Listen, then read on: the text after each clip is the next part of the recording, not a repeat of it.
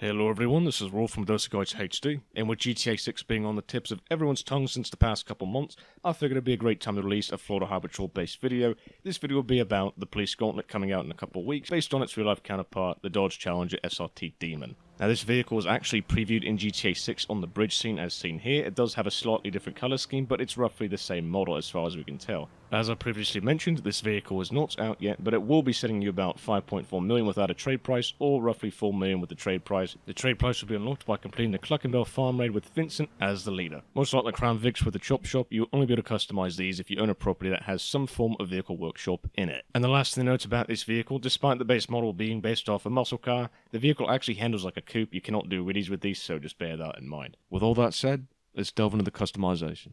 So we're going to start off by having no armor on the vehicle. It slows it down, it's not worth it. The brakes will depend on what department you have your roleplay server's regulations. I personally like to put them just for grinding on the max. We'll be keeping both of the bumper options here stock. I believe they just add too much to the vehicle. Engine tunes, again like the brakes, are based on your RP server's rules. You can have them for grinding to the max or whatever it might be. For our exhaust, we're going to just be keeping that stock. Now to complement the push bar we'll put on this later on, I went along with the black grille mesh here, but the standard works just well. It's completely up to preference. We're definitely not putting any headlight covers on this vehicle. For our bonnet here, it's a little up to preference. Now, I personally chose the smooth option, as most full Highway Patrol Challengers don't really have that massive indent the stock option has. The smooth is the closest to the real-life counterpart we have, but it's up to you in the end. We're not putting any modifications to our headlights. Now, the closest and most practical livery that equates to the FHP is probably the State Trooper livery here. Obviously, it's California-based, but the placement of where the serial writing and unit number are is basically as close as we can get. Florida Highway Patrol has those bold red and yellow high-vis stripes in the rear bumper, but we can't get those, so I went with the State Trooper livery.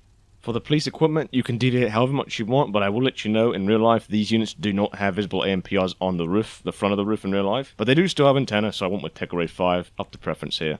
Also entirely up to preference is our searchlight. I usually just stick with the driver raised searchlight. A searchlight up on either side makes the car look just a little strange to me.